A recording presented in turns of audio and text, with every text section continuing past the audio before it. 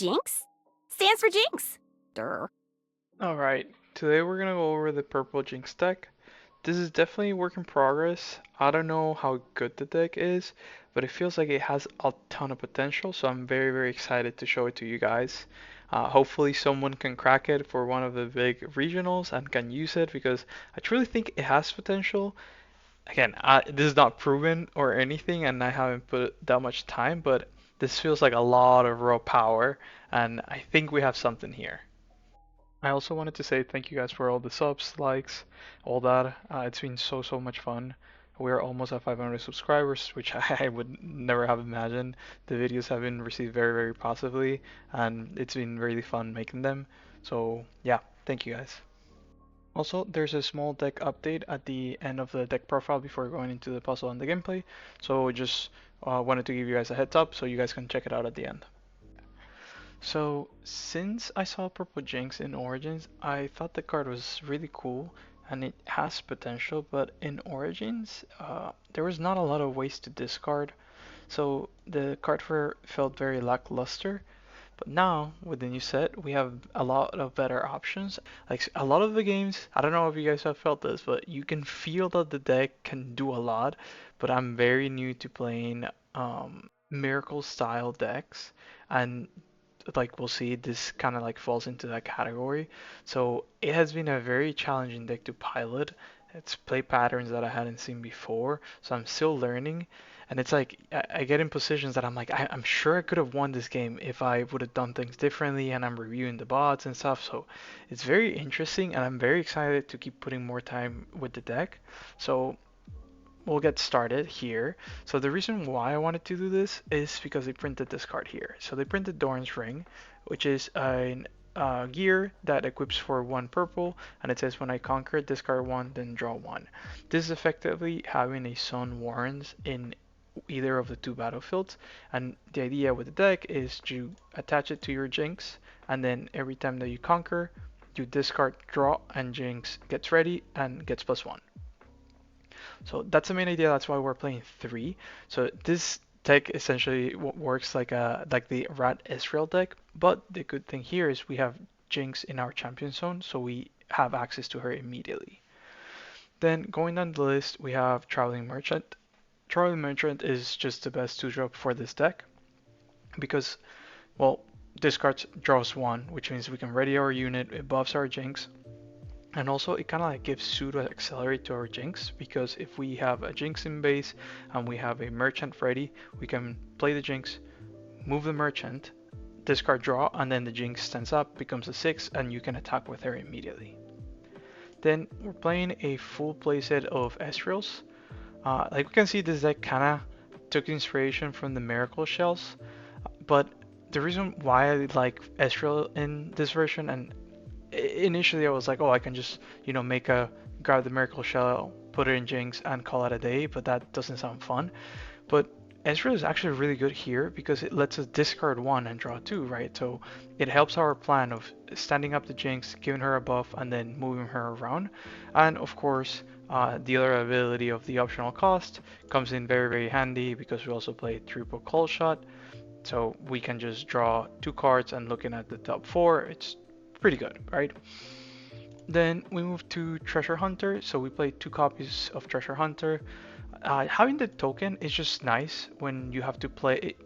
We play seals, so having the token, the gold token, is nice to pay for the seals, or like we can see there's a lot of power cost in our deck. It's essentially a mono purple deck, so having that initial gold really helps with our rune economy, and also is our 8th A drop, so we can get on board very quickly. Then moving, we have Tide Turner. So Tide Turner, just solid 2-drop, great effect. In this deck is great because it can also work as a pseudo accelerator, right? We can go there, Jinx, go to a battlefield, conquer with the Doran's Ring trigger, we stand her again, or re-ready her, get the buff, and then we can Tide Turn her, bring her to base, and then she can move again and attack the other battlefield. The other very important thing, and we'll see with this deck, we play a lot of hidden cards. the reason why I like hitting cards with Jinx is we can just pay the rune cost and get the card out of our hand, so we can at least trigger the passive a couple times, right? So it just makes it a little easier to be able to trigger the passive, uh, which otherwise is it's kind of useless. Then we have one hard bargain. So this card, I said it last video, sometimes it feels amazing, sometimes it feels awful. I was thinking about playing two, playing one. One has been good so far. Depending on the meta, maybe playing two could be good. But yeah, very happy with one copy at the moment. Then we play two switcheroos. The reason, same thing, it's a hidden card, that's why it's pretty good. And the other reason why it's great with Jinx is because we can use it on our Jinx. And since we attack multiple times with the Jinx, we use the might that we gain from the switcheroo in both battlefields. So imagine if our opponent has a very big creature in one battlefield, we can steal that might, conquer it, bring her back, and then we can go to the other battlefield and use the same might again. So that's why I really like it. Then, like I mentioned, Cold Shot, Stack Deck, those cards don't need any any explanations. Inverted Talent, this card is cracked. So I used to play two. I keep going between one and two, but this card is really good. So the main thing with the Miracle Shells is that you can see a lot of your deck really, really quickly. So having one-offs in this shell of a deck doesn't feel as bad as other decks. Also, because of the meta that we're in, with having Draven drawing like 25 cards, and then also now with the Kaisas that are playing two or one or two progress day in the main deck, there's so many scenarios that your opponent is gonna have like 7 cards, 8 cards, 5 cards in their hand, and you're like low in resources, and then you just invert the timelines, and essentially you make the game equal again since both of you guys are gonna have 4 cards. Then Super Mega Death Rocket. So again, in this deck is really good because it has the same line of text as Sun Warns. When you conquer, you may discard 1 card, and instead of drawing 1 card, you can just add the rocket to your hand. So this card can also be used if you don't have the ring, or you don't have the Sun Warns out, or you have the merchant. You conquer, discard, ready the Jinx, and get her back. Then Fight or Flight. There's no introduction needed. Amazing card, same thing with the hidden, we can get it out of our hand, and more importantly, fight or flight, we can fire flight our own Jinx, bring her back to base, and then we can go in and attack once again. So really good. Then we have Rebuke. Rebuke is just insane, right? You cannot defy it. Counters so many things in this meta. Um, it uses 2 power, which is kind of costly, but we run the Seals of Discord, so it doesn't affect us that much. Also, I noticed while playing the deck that we're kind of bad at defending, so having Rebuke really, really helps us in defense and of course in offense as well. So just pretty solid card. Then we play 2 Scrap Heap. Yeah, I mean we discard cards and it just gives us a +1 draw. Then triple Seal of Discord. Like we see, we have a ton of power throughout the deck, so Seal of Discord feels really good. Then we have 1 Boots of Sweetness. So same idea as the Rat Ezreal. We can put our Boots of Sweetness on our Jinx, and then we can go around the board and conquer everything and bring her back every single turn. So it's really, really good. I tried swapping it with Last Rites, so we can recursively get our units from the graveyard or the trash, but it wasn't that good, and the ganking is just really solid. Then we have triple Doran's Ring. I already explained it. Just good equipment, makes our whole engine function. And last but definitely not least, Unlicensed Armory. So this card is really good in this deck.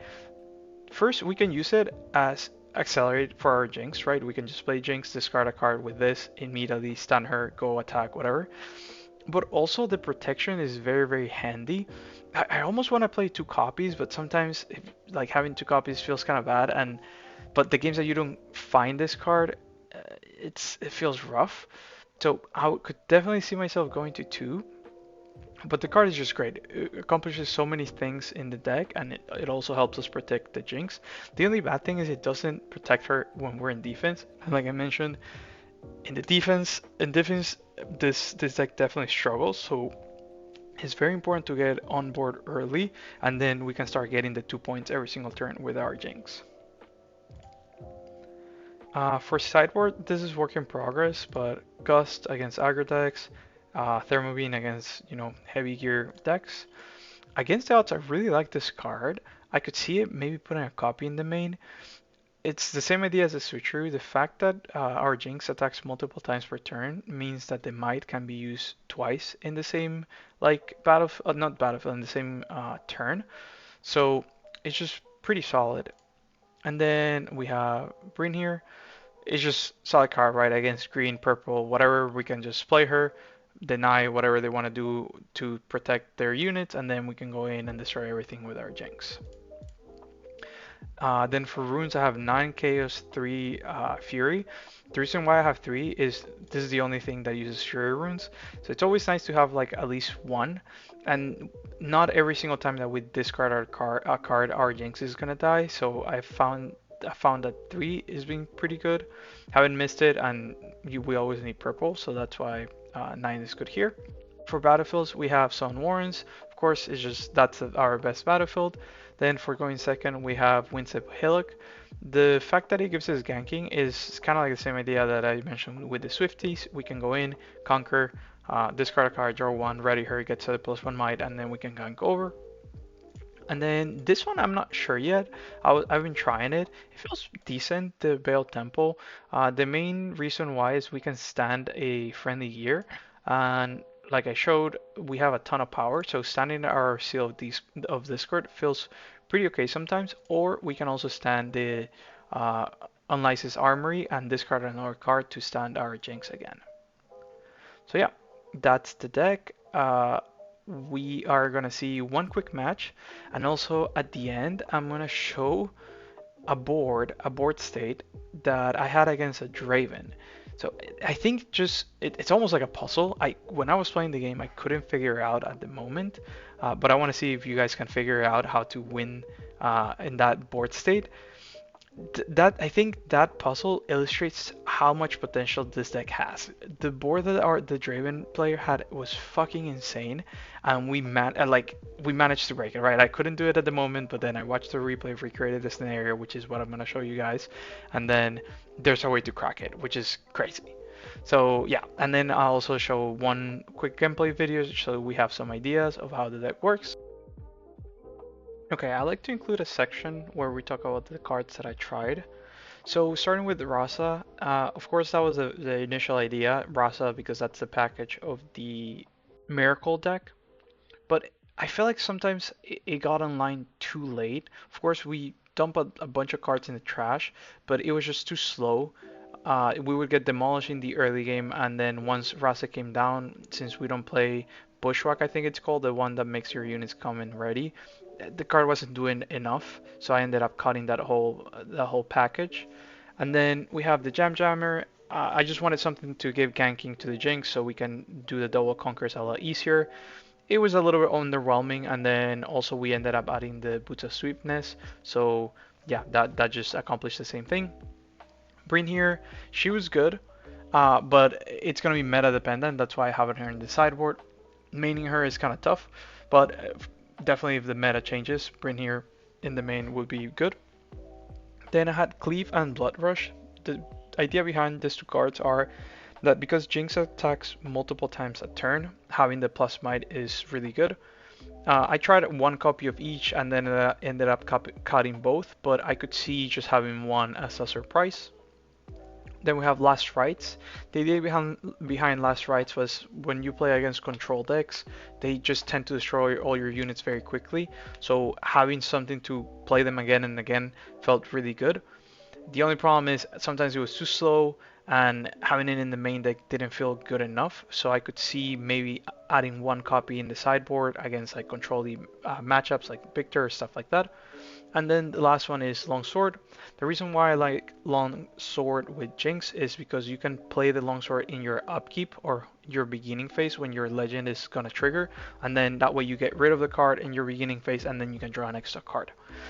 The reason why I ended up cutting it is, like we saw, the deck is mostly mono purple at this point, so changing the runes might be a little bit tricky, but it might be definitely worth it, especially since we can use the might.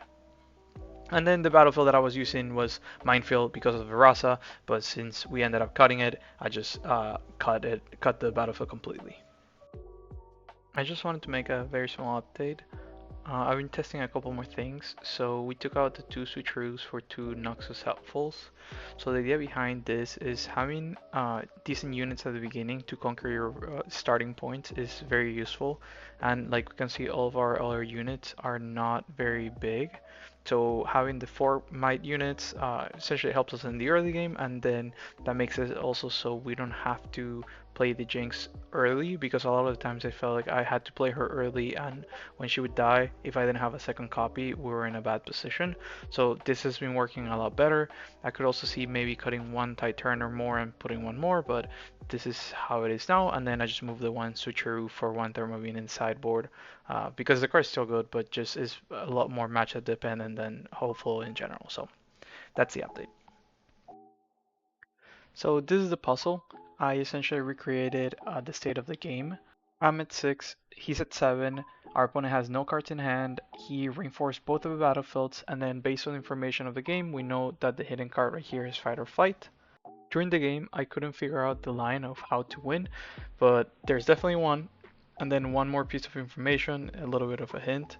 The top card of our deck is another Jinx, because the obvious play here is to go in, conquer, and then we're going to trigger the Doran's Ring and draw one card. So the top of the deck is Jinx. So this is all information. You guys go ahead and try it, and then I'm going to move on to the solution. So the solution to win from here is we start with the Jinx, we conquer, or well, reverse row, our opponent is going to retreat, and then we're going to conquer, we're going to discard one draw from the Doran's Ring, and then we are gonna use the Mega Death Rocket from the graveyard, and then we're gonna discard one more card, add it to our hand, our Jinx readies up, and becomes a 7. So from there, we bring her back, and then we do 1, 2, 3, 4, use the rocket, we kill the Draven, and then we do fight or flight, we push back one of the fans, and then we attack with both of our units of the Rasas. So at that point, our opponent is forced to reveal and push both back, sacking the Overzealous fan, and that pushes both of our Rasas back. And then we can use the Unlicensed Armory, I don't know why that hit it, to discard one to target our Jinx. She sends up, goes to 8, and then we can play the last rites, equip the last rites by doing that, and then whatever, recycling 2 cards, and then we can go in and push over with 10.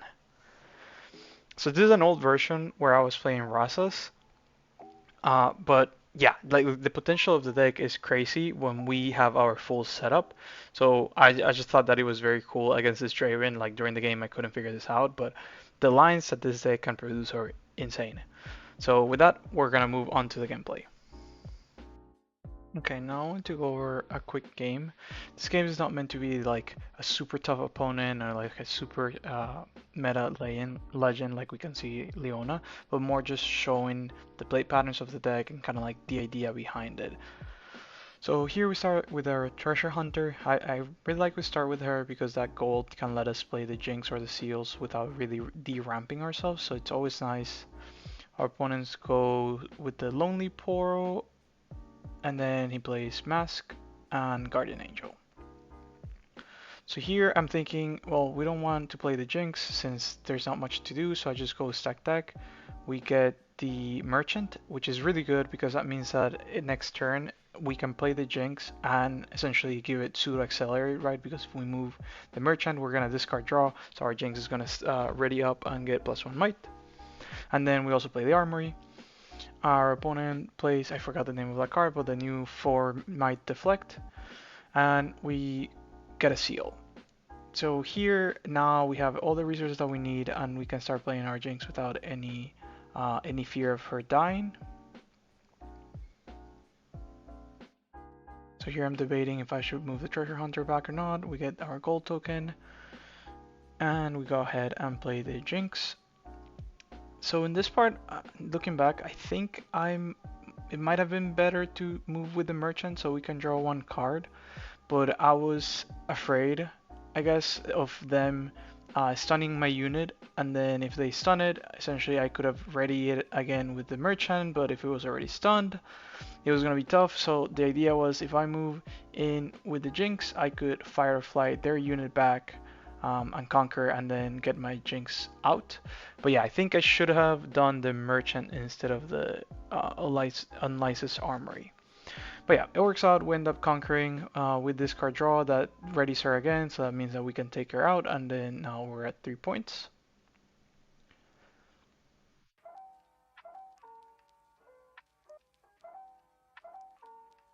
He plays it Leona, moves in for the conquer with the scout, and then it's our turn again. So now our opponent has 4 runes up, and since I don't have a Doran's ring, but we have the rocket in the graveyard, we can actually do a double conquer. So we go here, we conquer, we use the rocket. With the rocket, we discard the scrap heap, draw 1 card, and then get it back in hand. Then we can bring her back.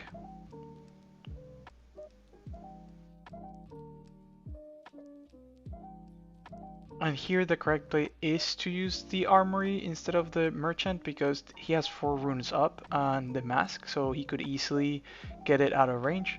So we use that to push her to 7, and then we go in for the attack. So if he would, for example, put it in higher might or something like that, we can just pay for the armory, recall her, and then move the merchant, ready it again, give it +1, and then we can keep going from there. So that's why this kind of like playstyle is so good. Our opponent does the Emperor's Divide. Here I just do Cold Shot. It's because he plays the Leona, right? So we can just snipe it with the Super Mega Death Rocket.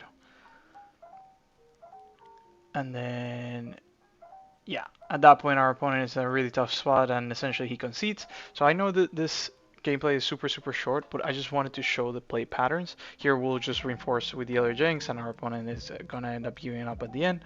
But yeah, this is just to capture an idea of what the deck does. And I'll keep working on the deck and I'll keep the Build Over Archive link updated. Also, for this Saturday, I have 2 Spirit Forge boxes that I'm picking up from my 2 separate LGSs, which were very nice that they let me buy them at MSRP. So we're gonna do a cool unboxing, and then we'll see the next deck after that. I think it's gonna be a cool purple Yasuo, so we'll see. So yep, that's it.